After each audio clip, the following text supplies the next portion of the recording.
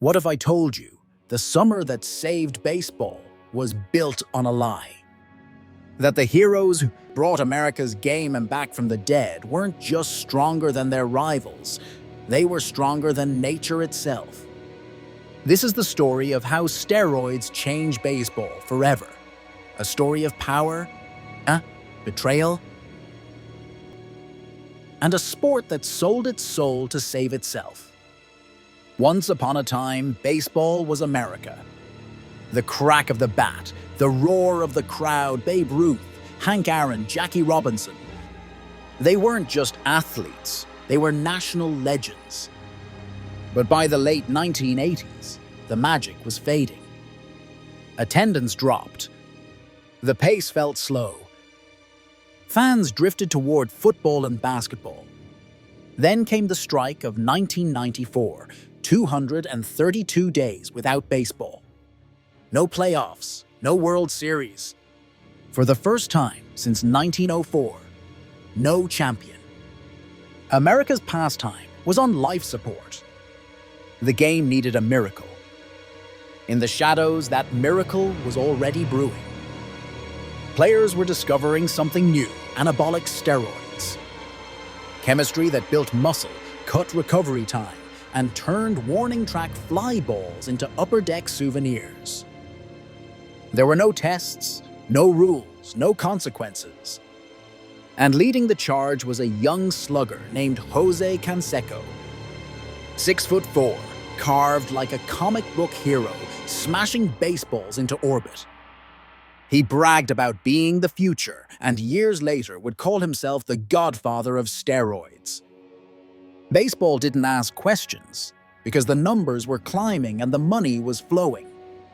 Then came 1998. Two men would ignite the summer that saved the sport. Mark McGwire of the St. Louis Cardinals, quiet, disciplined, a machine built for power. Sammy Sosa of the Chicago Cubs, charming, joyful, the people's champion. Together, they turned every at-bat into breaking news. ESPN cut live to their plate appearances. Newspapers tracked their home run totals like election results. They were chasing Roger Maris's sacred number, 61. Sosa caught fire first, 20 home runs in June, still the most ever hit in a single month. McGwire answered with missiles that shattered scoreboards. Every swing was thunder. Every stadium, a cathedral. And on September 8th, 1998, history cracked. McGwire connected, a screaming line drive down the left field line, over the wall. Home run number 62. The record was gone. Sammy Sosa jogged in from right field and wrapped him in a hug. Roger Maris's family wept. The crowd exploded. Baseball resurrected. By season's end, McGwire had 70 home runs. Sosa 66. Attendance soared. TV ratings broke records. Even Congress applauded. America believed again. But beneath the fireworks, a whisper lingered. Reporters spotted a bottle in McGwire's locker, androstenedione, a testosterone-boosting supplement. Legal in baseball then, but controversial. A few asked, how are they doing? Are they doing this? No one wanted the answer. Not the league. Not the owners. Not the fans. Because the game was alive again, and nobody wanted to ruin the miracle. But one man wasn't celebrating. He was watching. Barry Bonds. Already a 3-time MVP, the most complete player alive. Yet in that magical summer of '98, he was invisible. The spotlight was on McGwire and Sosa, and it infuriated him. The next spring, Bonds arrived different. Thicker, stronger. His swing, pure violence. Pitchers stopped pitching to him. Managers ordered intentional walks with the bases loaded. And when they did challenge him, baseballs vanished into the night. In 2001, Barry Bonds rewrote history, 73 home runs, shattering McGwire's record. He would go on to hit 762 in his career, more than Babe Ruth, more than Hank Aaron. He became the all-time home run king. But as Bonds rounded the bases for record after record, the cheers were mixed with boos. Because deep down, everyone felt it. Something wasn't right. The miracle had a price. And soon, the truth was coming. The summer of joy was ending. The age of suspicion was about to begin. The party was over. The truth was catching up. And baseball's greatest heroes were about to face their reckoning.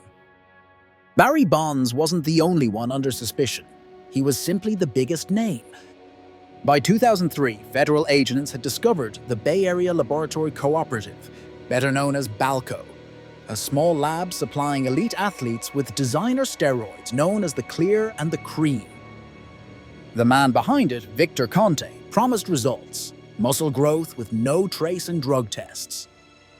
It worked, until investigators kicked in the doors. Inside, they found charts, payment logs, syringes, and the names of some of the most famous athletes in the world. Track stars, football players, and Major League Baseball's new home run king, Barry Bonds. Bonds denied everything.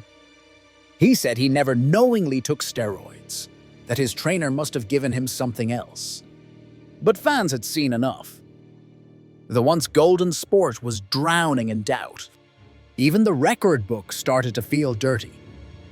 And then, the whistleblower returned. Jose Canseco, the man who once bragged about his own steroid use, wrote a tell-all book called Juiced.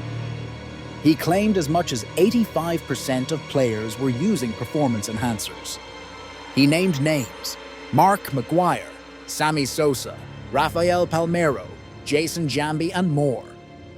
People laughed at first, until tests and confessions began proving him right. Public outrage boiled over. Congress stepped in. In March 2005, the House Government Reform Committee summoned baseball's biggest stars. The hearing looked like an all-star lineup: McGwire, Sosa, Palmeiro, and Canseco side by side under oath. McGwire froze. "I'm not here to talk about the past." Sosa stumbled through a denial. And Rafael Palmeiro wagged his finger at lawmakers and said, "I have never used steroids, period." Months later, he tested positive. The heroes of '98 had fallen. The public was furious.